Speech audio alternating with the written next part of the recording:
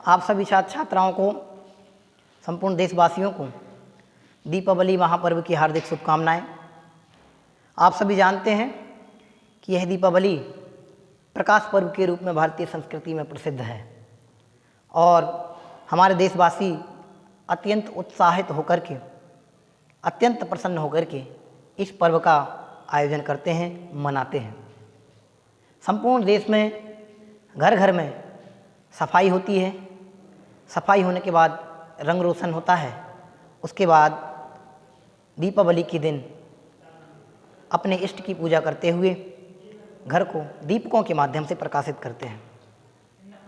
ऐसे समय में छात्र छात्राओं से मेरा विशेष निवेदन है, यह जो समय अभी चल रहा है, यह जो परिस्थिति संपूर्ण विश्व में अभी व्याप्त है, सर्वत्र अनेक तरह की परेशानियां लोगों के समक्ष स्थापित हैं। ऐसे समय में छात्र छात्राएं भी कहीं ना कहीं शैक्षणिक समस्याओं को लेकर के हतोत्साहित हैं, अप्रसन्न हैं, निराश हैं, हताश हैं। क्योंकि आप कह सकते हैं कि मोबाइल का ज़माना है, अनेक प्रकार की आधुनिक सामग्री उपयोगी आपको प्रतिभासित होती है, उनका उपयोग आप करते हैं और आप अपना समय व्यतीत कर देते हैं। लेकिन मैं यहाँ पर आपके आज समय को व्यतीत नहीं, बर्बाद करने की नहीं, अपितु जो समय आपको मिल रहा है उसको कैसे हम व्यवस्थित मैनेज करके सदुपयोग करते हुए आगे बढ़ सकते हैं, इसके लिए आपके बीच में उपस्थित हुआ हूँ।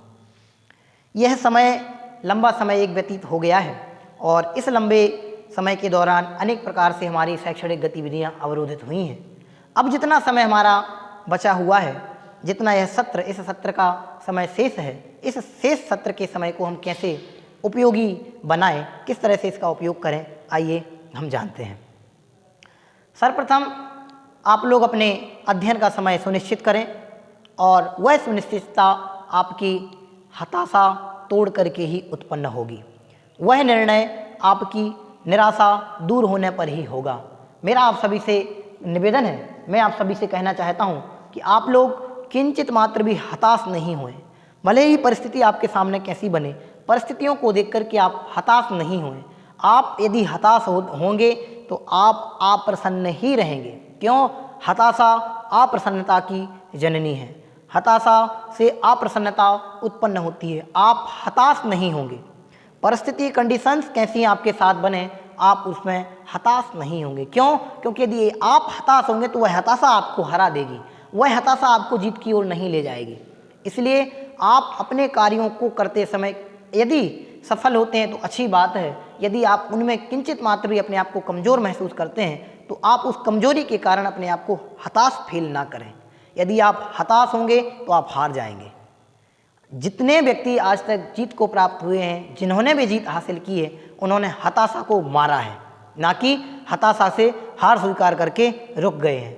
जो हताश होकर के बैठ जाते हैं वे हार जाते हैं। जो हताश होकर के और आगे डबल मेहनत करते हुए आगे बढ़ते हैं वे जीत प्राप्त कर लेते हैं। इसलिए छात्र छात्राओं, आप सभी से निवेदन है कि आप किसी भी तरह की परिस्थिति में हताश नहीं होंगे।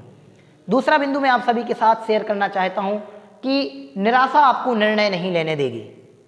यह जो हताशा है, इसको हम निराशा शब्द भी दे सकते हैं। यह निराशा आपको एक निर्णय नहीं लेने देगी। आपको चाहिए कि आप उस निराशा को प्रसन्नता में बदलें। आप जिस परिस्थिति में हैं, जिस हाल में हैं, जिस जगह पर हैं, जैसे भी हैं, आप उस परिस्थिति में, उस हाल में प्रसन्न रहेंगे। आप प्रसन्नता को दूर करेंगे तो निश्चित ही आप एक निर्णय पर पहुंचेंगे। आपका एक निर्णय ही आपकी प्रसन्नता का जनक होगा।